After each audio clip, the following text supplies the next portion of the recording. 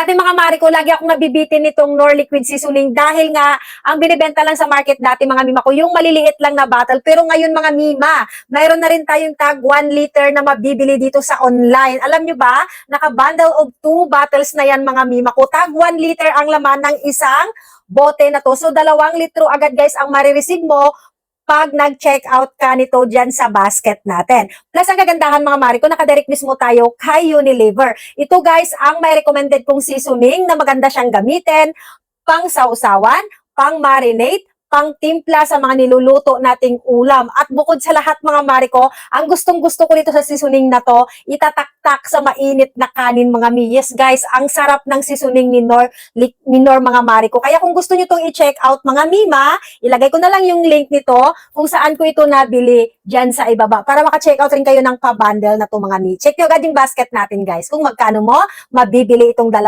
bote.